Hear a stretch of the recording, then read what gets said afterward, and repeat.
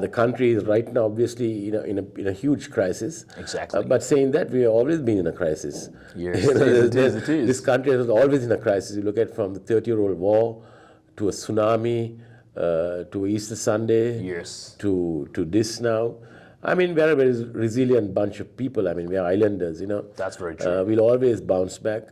And we have been bouncing back. I mean, I set up my businesses during the height of the war, and people ask me whether I was mad setting up restaurants and pizzerias, and then we are setting it up. But I believe that, if there's a down, there has to be an up somewhere. But there's been downs and ups for the last 40 odd years, but that's okay,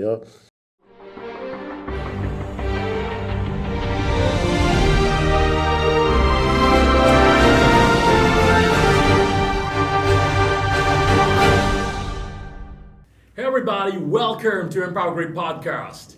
I'm your host, Judy Quater. The whole mission of our show is to inspire and empower you to have the grit to unleash your fullest potential consistently. Because guys, something I really believe in is that potential, if you don't capitalize it and if you don't use it, then it's just useless, okay? So you are gifted with great potential and you have one life to live, guys. So make sure you utilize your potential to your fullest. Today, I'm going to tell you guys, I've got a very, very special show for everyone. Today, I actually got chills right now because the gentleman sitting right next to me is one of the Sri Lankan business icons. And we should be really grateful as our country to have such a personality in our country. And I would call him a restaurant tycoon over here. Please welcome Mr. Harpo Gunaratne, sir. Thank you very much for joining the show today. It's just so much of inspiration about your whole story. Yeah. And I believe you guys, there's a lot to learn from this amazing gentleman out here. And we had a conversation before the whole show. And I want to really acknowledge your humility. Thank you. And coming here to be a part of the show. Yeah. So let's go right back to where your life started from school. Mm-hmm. So you went to Mr. Thomas, is it? Yeah, so what was your, I like to see, because something I really, really concerned about this country is the educational system. Yeah. And how do you think the Sri Lankan school system as a young person was helpful for you? And how was it contributed to build Mr. Harpo Gunaratne? I was very candid about it. Yes. I was a great guy in college. I was half the time never in college. Okay. I used to walk through the gate and walk out to the other gate. But I enjoyed college life, but I was not a great academic person, put it that way. I never carried a pen, and I yet don't carry a pen. So it was more of like street knowledge, isn't it? Yeah, I mean, for me, I enjoyed college because I had heaps of friends in college, and I did a lot of sports in school, Okay. Yeah, I was not cut out to be an academic, if I had to put it that way, Yes. And when the time came for me, I told my dad, I said, it's time to take me out of college, don't waste your money, Okay. And that's it, So that was college life, but I mean, I enjoyed my time in college. It was more for socializing and networking, was it? Not really. I mean, at that time we were very young, but we obviously we were scamps in college, Okay. And but that's part of life, and being in school and being at St. Thomas's, 5 generations of Thomians. Okay. Dad went to college. My brother went to college. So for me, going to St. Thomas's was a great thing, and I think it's a great institution. Yeah. Teaches a lot of good things, and you meet up with good people, and there's no caste, creed, or anything. It's just everyone's equal during our time, and I think it yet continues at St. Thomas's, Yeah. So that's what's important. You get a good grounding in college, Yes. and that's what's important. It's not only the books, it's also the grounding you have at the school you study Yes, in. yes. It doesn't have to be St. Thomas's. It can be any school you go to. It's the initial grounding which you have to take and move forward with. That's what I feel. It's the experience you get, isn't it? Yeah, absolutely. Not just the academic. Yeah, absolutely. In school days, when you're in school, like I said, you're meeting up with so many different culture of people, and it's how you know how to get on with them and to make friends with people, At the end of the day, it's connectivity, it's how you connect with people, Yes. And that's the most important thing, Communication is important if you need to move ahead in life, Yeah, because I believe social skills are very, very critical when you're growing up. And the foundation is definitely, as you said, sir, it's provided by the school system. Absolutely. And one thing I'm really, really, really curious to know is like the person who is not the academic, Yeah. who is kind of like the rebel in school, how did you transform into Mr. Harpo Gunaratna? Like, I want to know, how did you, like, where did the inspiration come into moving to this hospitality sector? Yeah, so from the days I was in college, when I left college, I mean, I think I was one of the first DJs in this country. Yes, let's talk about and it. nobody knew what a DJ was then, Yes. And there I was, I had this old friend of mine. She was working with the late Gabu Piris, and she said, why don't you become a DJ? You like DJing. So yeah, I was studying in hotel school, and I needed money. And there I was, taking a bus after school, traveling to Alutgama. Wow. Eating a little bit of a hopper shop, having my dinner there, getting on a push cycle with my records, and then DJing in most of the five-star resorts at that time I'm talking. Wow. That was the inspiration for me. I never treated it like a job. It was a hobby, which I yet considered a hobby. It was something you were passionate about. Yeah, I mean, I was passionate to maybe be with people. I like music. And my brand of pizza is called Pizza, Pasta, Music, People. Wow. That's the payoff tag, so that's important for me. And yeah, so it started as a hobby, and no one knew what a DJ was then, Yes. And I don't think you were born even then. Yes. And so it was something Sri Lanka This was saw. in the Early 80s. early 80s years. And it has been, it's a continuous journey, Wow. And to answer your question, how I got into hospitality is because I did a hotel school management course, and it kind of connected. Entertainment and hospitality go hand in hand. Yes, it is. And I worked as DJ at Cinnamon Lakeside, which is now Cinnamon Lakeside, a place called the Library. Okay. And it was formerly the Ramana Renaissance. It was one of the few five-star international properties in Colombo at that time. Wow. And so I DJed there in the night and I worked in the daytime. So Whoa. I hardly slept, but I enjoyed it. And then from there I moved on to become the first entertainment manager of a five-star hotel. Yes. And that was the Renaissance. And that was all under foreign management, I must say. And they recognized my skills, and we used to bring all the international acts at that time and work with international acts. And I did 10 years there, and then I moved in to the Colombo Hilton as a business development manager, BDM. So from a DJ, I have now moved on to the BDM. This was in the 90s? 96, I think. 96, yeah. okay. And then worked at the Hilton as business development manager, cum entertainment manager. Okay. And then Hilton International picked me up, and we worked. I was a part of the opening team of the Delhi market, which was at the World Trade Center on the 3rd floor. And then did about 5 years at the Colombo Hilton, I think. Okay. And I'm trying to package this whole thing as quick as Yes, possible. I know. But then I set up the Millennium Park, which is I think the Excel World now. Okay. So we did the bowling alleys, the entire entertainment. All right. And then after I left the Hilton, this was. Yeah.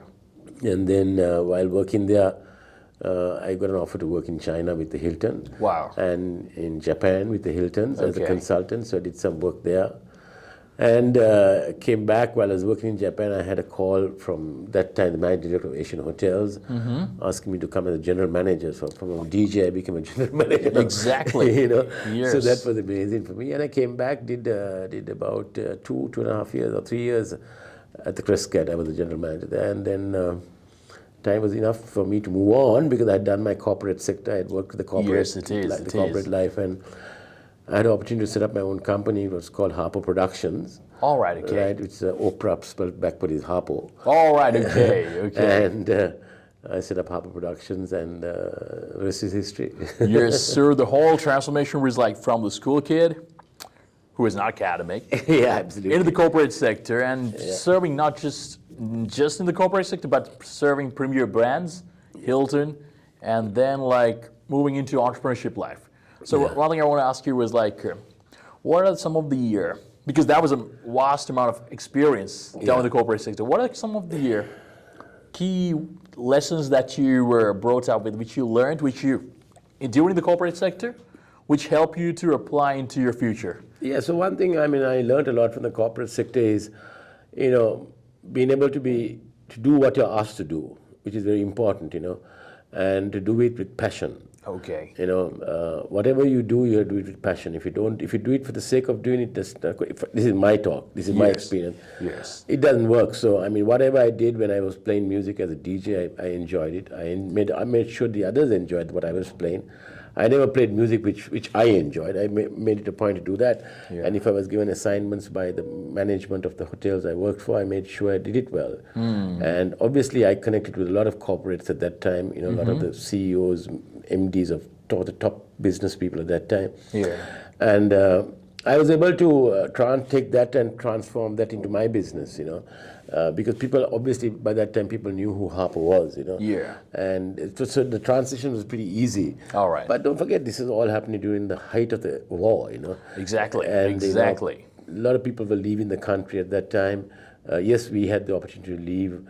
I had lots of offers to work in hotels overseas, but for me, I believe in Sri Lanka, and I think Sri Lanka is a great country. Yes. But obviously, at times it's not run properly, or not at times, most of the time it's not run properly. But that's history. But anyway, saying that, you know, so for me, it was all the time giving back to people, which is very, very important as far as I'm concerned. And I was able to, you know, like I said before, transform that whole experience in the corporate sector, bringing it into my own business. Yes. And yes, I have been blessed with a great team of people, you know. It's amazing. And that has been my success, if you have to call it. One of the biggest point that I think one of the biggest point that you said right now is like you love the country. Yeah. And you believed in the country. I think right now we are in a state that a lot of people are losing faith Yes. in the country. Absolutely. And if it's a youngster who's listening to the show right now and who really loves the country, Yeah. but you know, because what's happening around, and he's a bit confused, she's a bit confused. Yeah. If there's one message you want to provide to that person, what it would be? I mean, for me, I mean, you know, we got to change the system, you know. The Yes. thinking system has to change, you know. Exactly. And, you know, we got to believe in whatever you're doing now, you know, you're believing in it, right? Exactly. And it all takes time to build a brand. A brand is not built over the 2-3 years or 5 years. It takes a long time to build a brand. I tell my young team, you know, believe in yourself first and foremost. Definitely. And being able to believe in what you're doing and to enjoy what you're doing. And I mean, yeah, the country is right now obviously, you know, in a huge crisis. Exactly. But saying that, we have always been in a crisis. Yes, You know, it is. This country is always in a crisis. You look at from the 30-year-old war to a tsunami to Easter Sunday Yes. to this now. I mean, we're a very resilient bunch of people. I mean, we're islanders, you know. That's very true. We'll always bounce back. And we have been bouncing back. I mean, I set up my businesses during the height of the war, you know, and people ask me whether I was mad setting up restaurants and pizzerias, and, you know, and then we are setting it up. But I believe that, you know, if there's a down, there has to be an up somewhere. There But has there's to been be. downs and ups Yes. for the last 40-odd years, you know, but that's okay, you know. It's believing in what you do, and, you know, also voicing your opinion and being able to voice your opinion and get the systems are in place. You know, the basic very things. true. That's very true. What a country needs is education, health, and if you need to give that to the people. You know, that's the most important thing. You know. That's very true, because I think, guys, if you don't believe in yourself, then don't let anybody else believe in you. First, you need to believe in yourself. I think that's just an amazing place where you can start right now. Like, if you're a youngster who's listening out here, if you want, like, there's going to be a lot of points going to be discussed in this podcast, but if there's one takeaway, guys, take that and apply. Just taking an idea without you don't applying it, it's not going to work. So just apply what he just mentioned, which is very, very powerful. I like to go through some of because you're very successful, and If you have to say so, I don't know. it is. That's why that humility is something which I really love about you. You know, you're already doing a lot of things, but you're always looking at the window and looking at people who you're going to be acknowledging. Yeah. Which I love about. So one thing I want to talk about was, like, what are the challenges that you came across in the corporate sector? Before we go into the entrepreneurship, I want to talk about it, because we have a big misconception about the corporate sector here too. Yeah. What are the challenges that you came across? And, like, how did you keep your mind really strong? What was the mindset going into those challenges? Yeah, so like I said, you know, when I was working with the corporate sector, you know, we went through, like I said before, it was a war which we were fighting. The country Yes. was faced with the war, and then don't forget we had a JVP uprising. Oh, yes. In 88, 89. So Yes. that was crazy. So the challenges, obviously, when in the hospitality business, you don't have guests staying in your hotel, you don't have guests coming in for F&B, creating events to bring people in. Not being able to get to work sometimes when the uprising was happening. So lots of challenges we went through, going to work, whether a bomb is going to go off at that time. Exactly. And I have witnessed so many of that kind of thing, Never forget once in 2004, I remember, when Shah Rukh Khan was doing his final show. Yes. I was a part of that show. Okay. And one of my friends got injured in that bomb. So we went through a lot of tough times. So you go through that kind of thing. You learn from what you go through. And like I said, being able to be strong and take decisions, long-term decisions as well. So those are the challenges, which we faced, Yes. Obviously, there were economic challenges at that time as well, But the biggest challenge was the war and the uprising which we had during the 2 years in 88, 89, I think, So the country was not on a great footing at that time, Yes. But with all that happening, there was a lot of entertainment happening also, There were Yes. foreign acts coming to Sri Lanka. So a lot of things happened also at that time, But that was the biggest challenge during the time, during that time, Yeah, something I really believe is that adversity is a part of life. Yeah. And sometimes adversity can really strengthen you up. So did these obstacles, did these challenges kind of, did you see them as a challenge, and did you really strengthen up your mind? Because sometimes you can convert your adversity into your own advantage. Yeah. And what most people are missing out here is like they see adversity and they run away from it. But according to what I see from your story is that you had adversity, but you saw it as a way of really pulling yourself up and going forward. Yeah. Yeah, saying that, but I was fortunate enough so I had a bit of a getaway in the sense like, I used to play music. So All right. So that was a stress reliever for me, Okay. So I've been a DJ and been able to entertain people, it's not only working in the corporate sector, I'm marrying both those together, the hospitality and the entertainment. So Yeah. So I was fortunate enough to be able to play music on the weekends and also, work in the corporate sector. Being able to travel a place and play music overseas, so those are the good things, and I was fortunate enough to have that, But the challenges are there, and there are challenges every day, Exactly. It is. There's never a day that you don't have a challenge, put it that Yes. way, It's all your mindset. Yes, so guys, that's exactly what I want to talk about. Challenges are there. Like Mr. Harpo said, it's been there back in the days.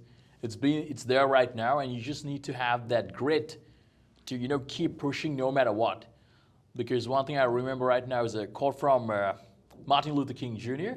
He said, "If you can't fly, you had to run. If you can't run, you had to walk.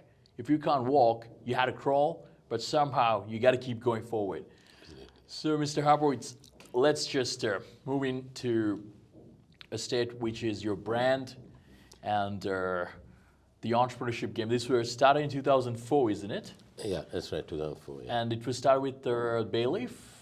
It was actually the Commons Coffee. The Commons Coffee. Yeah, Okay. that's what it first started. That was the year I left the corporate sector, and that was the year the tsunami hit. All right. And I thought, holy shit, what are you going to do? Yes, Set up it my is, own it is. business, It is. But I had the confidence, and I was very confident of myself, and I had confidence of my team. So that was the beginning, yeah. The Yeah. Commons. So how was the post-tsunami challenges came across? Was there like a bit of a tragedy in the marketplace, or was Yeah, it? so the day I opened Commons, a bomb went off. Oh. And actually, that was the one where the current president, who's Mr. Rajapaksa, I think he was that time Secretary of Defense. Years. And I was opening this restaurant, and I had just driven past where the bomb had happened. My goodness. And holy shit! I just opened up a restaurant, and there's the bomb going off. It's But going then, right what to that was a daily occurrence. Bombs going off. Yes. But that was okay. I mean, we just moved on. Like I said before, as long as you deliver a good product. Exactly. there are people to come for that, and being able to be consistent in what your deliverance is also very important. Very true, very true. Yes, it's challenging, but it's also teamwork. And being able to do this this year will be the 17th year I'm running my own business. It is amazing. But I don't get up and say, shit, I got to go to work. I just get up and say, I'm going to have fun, Yes, yes. But fun is, anything is having fun is, dealing with the present crisis which we are in right now. Yeah. Like I said, dealing with the past of what we went through. But that's a part of life, nothing's rosy, everything's, it doesn't come on, life doesn't come on a platter. Yes, Life doesn't come on a platter. I wish it came on a platter, but that's okay, we learn from all the hard things we go through, and we become more stronger, building a brand during over a period of 17 years doesn't happen overnight. Exactly. It takes a lot of consistency. Yeah, so it's consistency, and also it's also to do with team building, which is very important. Building a brand is to build a team, because it's the team which helps you build the brand, Exactly. And I have been very fortunate enough to have a great team working with me. Some of them have been with me from the day one I started my business, Wow. and for me, we are like one family, friends, And but when it comes to work, we work. Yeah. And we try our best to exceed Yes. guest expectations, which is very, Yes. very important in the hospitality industry. But we have come a long way, and I see it working well for me at the moment. Yes. And I want to talk about moving to when we talk about leadership. Having a loyal team. Yeah. At the same time, managing conflict. Sometimes we're human beings. We are different from people. Yeah. Like, what was your approach when it comes to handling conflict with your team? How? So I try to keep conflict on the side. Okay. I mean, we do have our misunderstandings at times, but Yes. it's very small. It's not a. All right. It's not a big deal. Yes. And I guess if you assign each person to their duties, you don't have to really worry about it. You just empower people, and tell them, this is what you got to do. I think empowering people is important, giving them the rope and say, hang on it, man. This is your Yes. job, and being able to work together. And like I said, you don't have to have the hierarchy. I'm the boss. I'm this.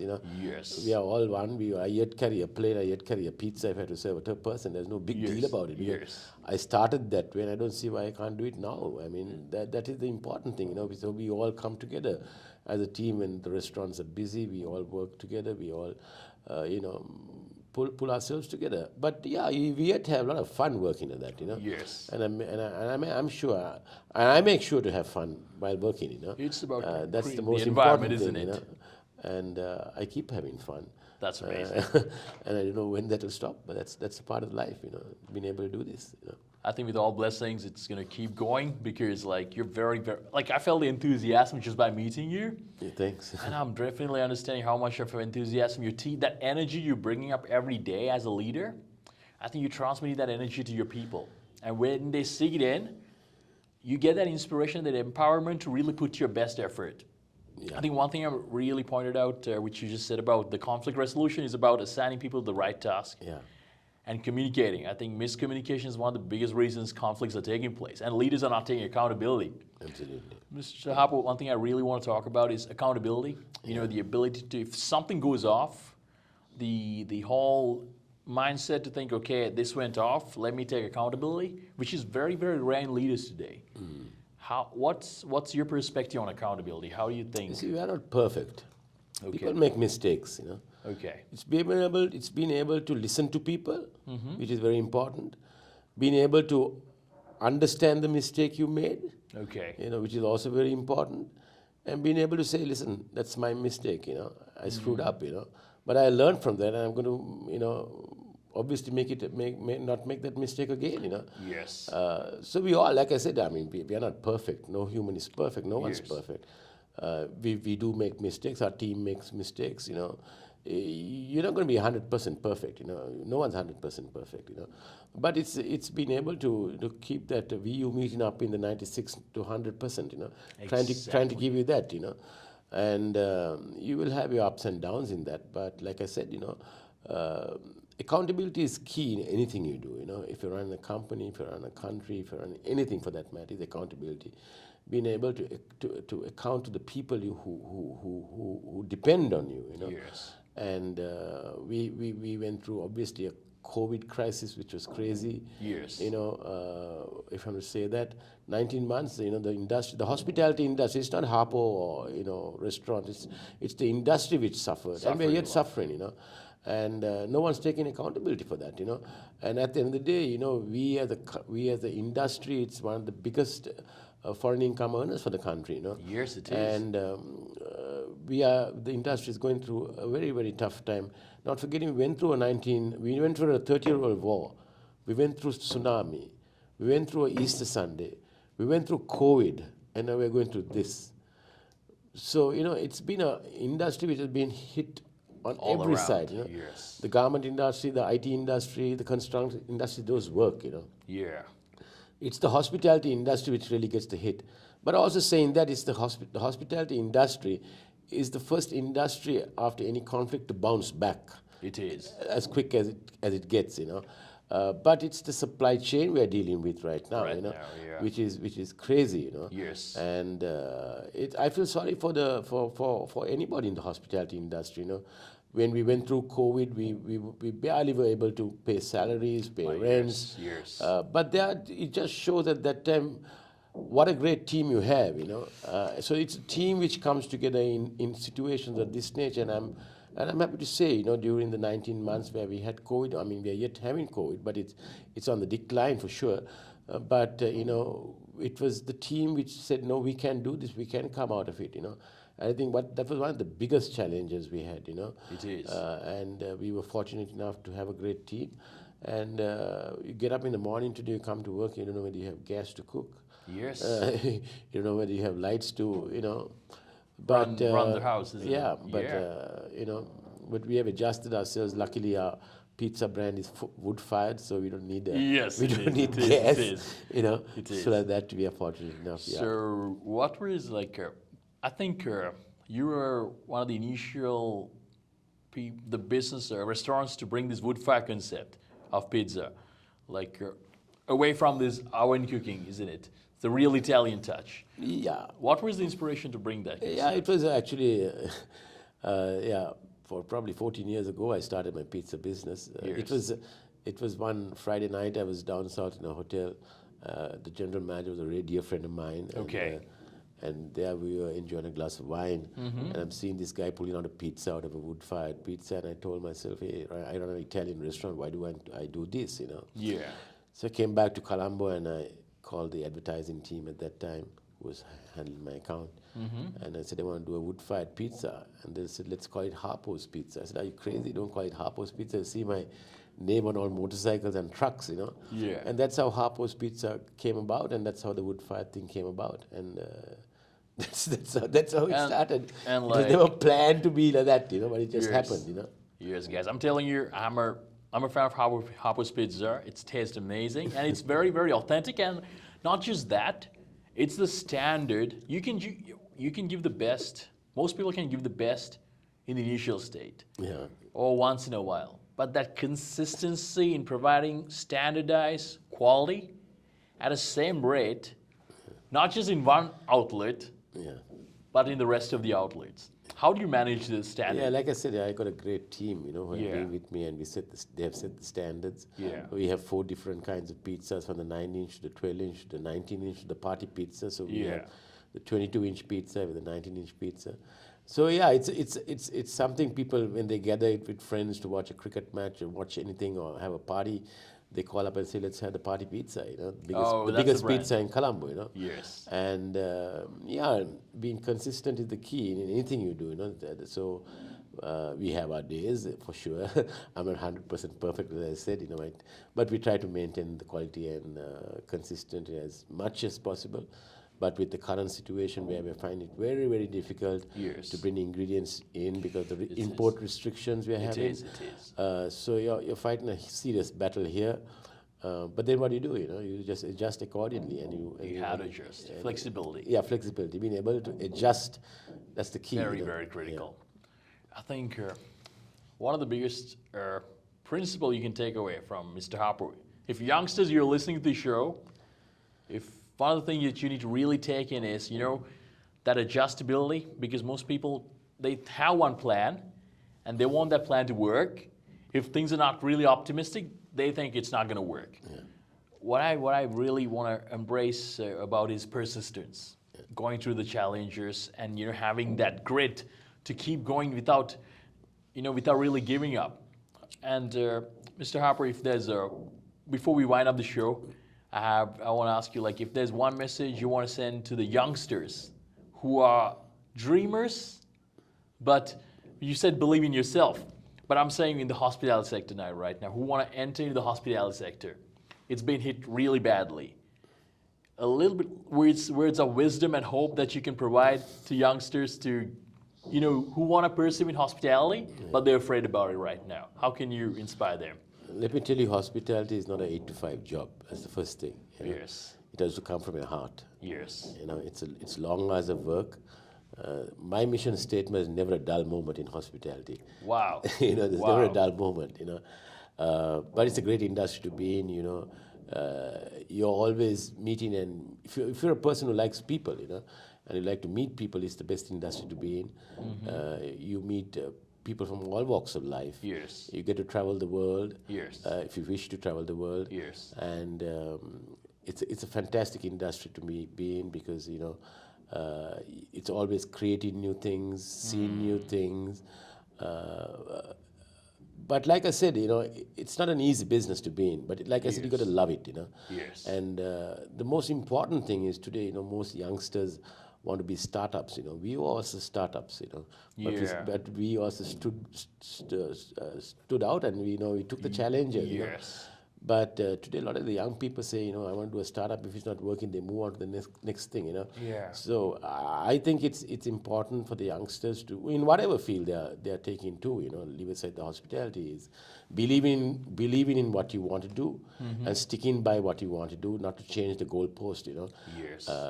It's not an easy ride. It's a tough ride. Even for me, it was a tough ride. But we stood by it, we stuck by it, and we loved it, and we yet keep loving it. That's the most important thing. Then do it with a lot of passion. That's what's key. I think from understanding your story, it's passion that's keep you going till today. And I think with blessings, passion is what's going to keep you going for the rest of your life, isn't it? And I don't think you want to ever think about retiring, do you? I'll be told off by my daughter, I think. Okay. And my wife. Okay. But no, I mean, there's nothing called retirement, It's just keep enjoying it, You just enjoy what you do, That's all. Simple as that. Yes. Mr. Harpo, before I ask my final question from you, I would like to convey my gratitude and my acknowledgement for you because you have built a brand and the way you communicate and engage, I feel like you're really touching youngsters' hearts too in the way you communicate. Yeah. And thank you for adding value to our country without just leaving the country at a stage you got an opportunity, but thank you for staying here and thank you for delivering value to our lives. Mr. Harpo, my final question to you is, what does success means to you and how do you see it? You see, for me, success is okay. So what about it? No big deal, Yes. It's nice when people tell you, you're a good business, what you're a successful businessman. Yeah, but for me, it's just a normal thing, I don't take it as it's nice to be acknowledged. Okay. And it's also to be, being humble is the most important thing, I think. Very true. Not to carry this chip on your shoulder and say, hey, I'm successful, I'm successful. I think it's being human and being humble is the most important. And also being able to help the less fortunate people is the most important thing for me, Yes. And I firmly believe in that, and I do as much as I can, But I think those are the things which I enjoy doing, trying to give back, Success will come when you do good things. You don't have to go fighting for it. It'll always come if you keep doing the correct things. And keep looking after the correct people and looking after the people who are with you. They bring the success, and you can then tell yourself, yeah, my success is my team. Wow. That's the bottom line. That's just amazing. Guys, wow. Just listen to those words. Success is a reward you get by doing what you love, by staying consistent, by being humble, and just, when you take good care of your team, that's just the reward you get. And Mr. Harpo is the perfect example of prominent success. And the beautiful thing about him, like I said from the beginning, his humility about being a real human being is what really put him here. I'm so grateful, Mr. Harpo. Thank you so much for today's program. Thank you very much. So guys, if you have not really, I really recommend you to listen to this again if you did not really grab because there are a lot of points which are said here. And guys, if you have any questions, any comments, you can comment below. And if you believe this episode was really helpful to you, share it with 3 friends who you believe that you can really help. If you don't think it was not helpful, don't share. That's what it is. We are here to serve, we are here to help, and I believe that you're here to grow up as well. So guys, let me come up with another episode again. Until then, everybody, unleash your fullest potential consistently and take care.